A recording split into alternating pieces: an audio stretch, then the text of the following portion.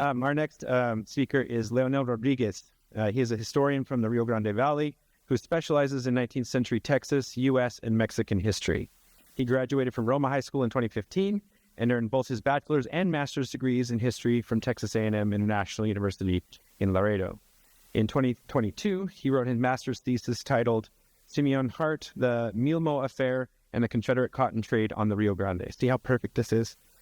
He is currently a PhD student at Texas Christian University in Fort Worth. His talk today is sponsored by the Texas State Historical Association, and it is entitled Foreign Intervention and Civil War in Northern Mexico, the Battle of Santa Gertrudis, June 16, 1866. Welcome, Leonel.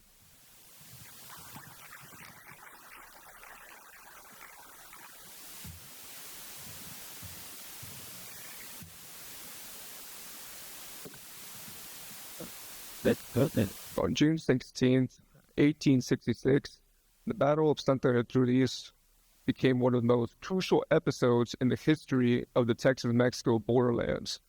In terms of the extent of foreign intervention and its impact on the international affairs between Texas, the United States, and European powers.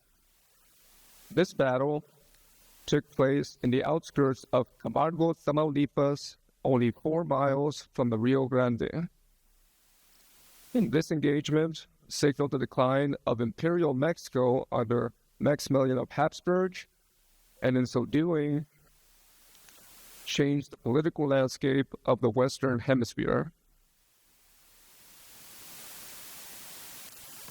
After the American Civil War ended in 1865, thousands of ex-Confederates crossed the Rio Grande into Mexico, where they joined forces with Emperor Maximilian's Imperial Army. The commander of U.S. Union forces in Texas, General Philip Henry Sheridan, estimated that there were 2,000 ex-Confederates who enlisted in the Imperial Mexican Army. Austrian volunteers from across the Habsburg Empire also came to the aid of Emperor Maximilian.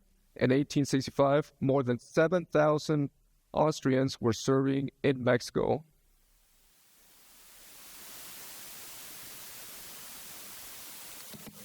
Following the 1866 Baghdad raid, Emperor Maximilian emphasized the military necessity to maintain control of northern Mexico and its trade routes.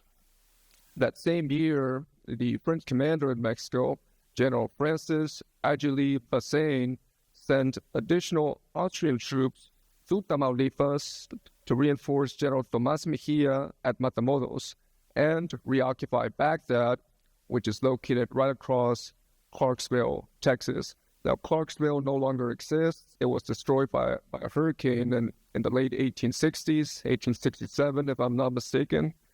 And it's also been reported that French warships bombarded the Texas side of the Rio Grande. It's also been reported that there were Austrian troops who were crossed over into Clarksville when the Confederates were still in control of Texas.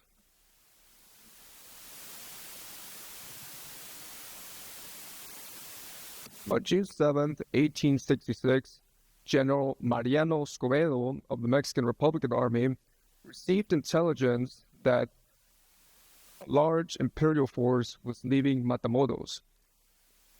This force was escorting a massive convoy containing $3 million in merchandise, and the army escorting it consisted of 290 Austrians, 1,110 Mexicans, including companies of Contra guerrillas, 8 pieces of artillery, and it's also been reported that there were 2 companies of Southerners or ex-Confederates from the United States. Mexican General Mariano Escobedo also received word that there was another Imperial Army heading outside from Monterrey to meet the convoy at Mier, Tamaulipas.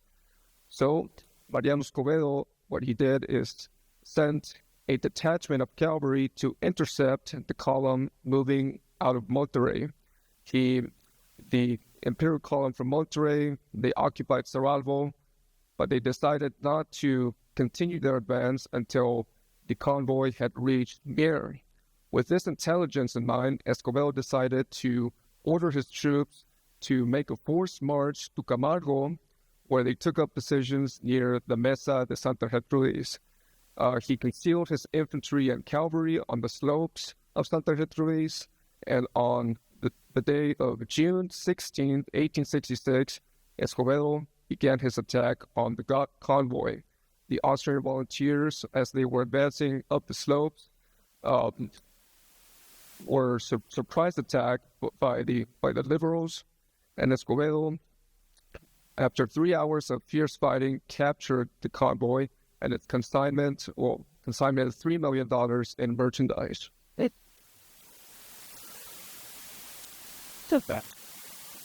According to eyewitness accounts of the Battle of Santa Gertrudis, Colonel Edelmiro Mer, an Argentinian volunteer who fought at Santa Gertrudis, declared, "The officers were buried, and the corpses of the troops of both parties piled up in large piles and delivered to the fire. The cremation lasted about 3 days." Ernst Pittner, an Austrian volunteer, observed the conditions of the prisoners and wounded at Camargo. Pittner states, and I quote, "On arriving, I found 200 or 300 wounded in one house and one lying on the bare stone or mud floor. Most were not bandaged, and friend and enemy were all mixed up." Pittner adds, the Liberals executed 4 Imperial officers at Camargo. Now, to give you some perspective about the statistics, which are laid out here in my notes, the Imperial Army lost 396 dead, 165 wounded, as well as 1,001 taken prisoner. In total, there were 551 soldiers who died in the field of battle, and that includes 155 Republicans dead and 78 Republicans wounded. Escobedo's army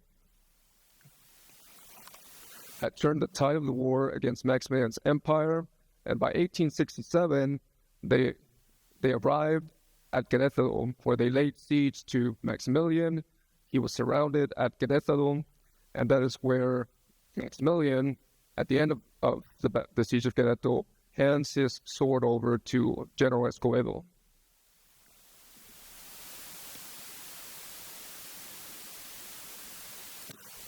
In 1908, a women's group from Guerrero, Tamaulipas, in collaboration with the city of Camargo, built a monument in honor of the Republican troops who fought at Santa Gertrudis. It's been 116 years since the obelisk was constructed, and since then there's been commemorations, there's been studies on the battle, but I never seen a thorough research expedition actually uncover the mystery or any questions surrounding the dead officers after the Battle of Santa Gertrudis. There were buried officers, as Edelmiro Mer indicates in his report, but I've never seen any archaeological evidence of burial sites. And I would like to emphasize that my presentation basically emphasizes not just the importance of the battle, but also all the unanswered questions of what happened to the deceased, what happened to the prisoners, the wounded who were escorted to Camargo.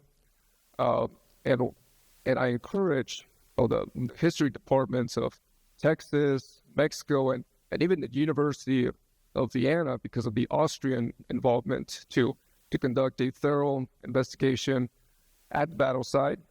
I've actually been to the battlefield of Santa Gertrudis, and I must say that while getting to the obelisk, to the monument, there are no paved roads, there are no traffic lights, there's no major promotion of the location, so one might get lost. But yes, I've been to the battlefield of Santa Gertrudis, and if there's ever a major archaeological investigation, I would volunteer myself to get involved. Thank you so much, Leonel. Thank you.